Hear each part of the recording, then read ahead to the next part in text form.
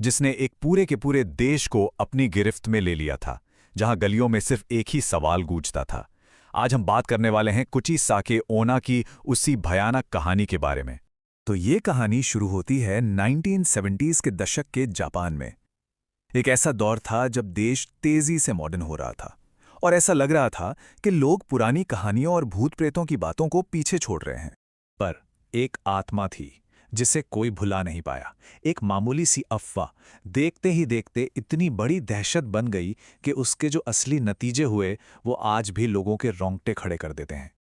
और ये सब शुरू हुआ एक सीधे साधे सवाल से। गलियों में एक नकाबपोश औरत पूछती थी, क्या मैं खूबसूरत हूं?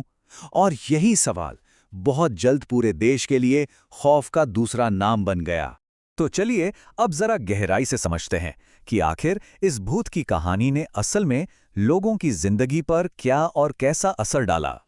कुची साके ओना का खौफ मतलब इस कदर फैल गया था कि लोगों की रोजमर्रा की जिंदगी जैसे थम सी गई थी। डर का आलम कुछ ऐसा था कि माँ बाप ने बच्चों को स्कूल भेजना बंद कर दिया था और बच्चों का तो घर से बाहर निकलकर खेलना तक मना हो गया था। हर कोई बस उस भटकती आत्मा से आमना सामना होने के ख्याल से ही कांप उठता था। तो जरा सोचिए, उस वक्त क्या होता होगा जब कोई, और खासकर कोई बच्चा, सड़क पर सच में उससे टकरा जाता था। वो किसी बच्चे के पास जाती और अपने मांस के पीछे से झांकती, सिर्फ अपनी आंखों से अपना पहला और सबसे धोखा देने वाला सवाल पूछती, क्या मैं खूबसूरत हूं? अब उसकी आंखें इतनी खूबसूरत थीं कि ज्यादातर बच्चे हाँ में ही जवाब देते थे। और बस ठीक उसी पल वो अपना मास्क नीचे करती, अपना वो भयानक जख्म दिखाती और फिर से वही सवाल पूछती। और यहीं पर उसका वो भयानक जाल सामने आता था। मतलब कोई सही जवाब था ही नहीं। सोचिए, अगर किसी ने हाँ कहा तो वो अपनी बड़ी सी कैंची निकालती और उसका चेहरा भी बिल्कुल अपने जैसा बना देती। जाहिर है इतना खून बहने से उसकी मौत हो जाती।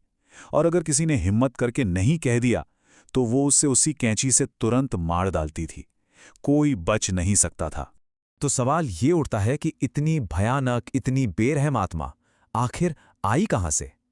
इसका जवाब खूबसूरती, जलन और धोखे की एक बहुत ही दुखद कहानी में छुपा है।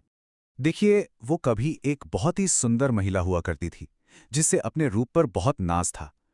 लेकिन जब उसका समुराई पति जंग से लौटा तो उसे शक हुआ कि उसका किसी और के साथ रिश्ता है। गुस्से में आकर उसने अपनी तलवार निकाली और अपनी पत्नी का मुंह कान से कान तक काट दिया और फिर उससे पूछा, अब बताओ, क्या तुम अब भी खूबसूरत हो? और उसे वहीं मरने के लिए छोड़ दिया। कहते हैं तभी उसकी बदला लेने वाली आत्मा का जन्म हुआ। लेकिन कहानी में एक और मोड़ है। जितनी अचानक वो सामने आई थी, उतनी ही अचानक उसे देखे जाने की घटनाएं और वो दहशत धीरे धीरे कम होने लगी।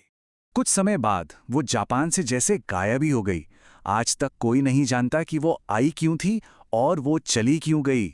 उसका मकसद क्या था, ये आज भी एक बड़ा रहस्य है जो इस कहानी को और भी ज्यादा पेचीदा बना देता है।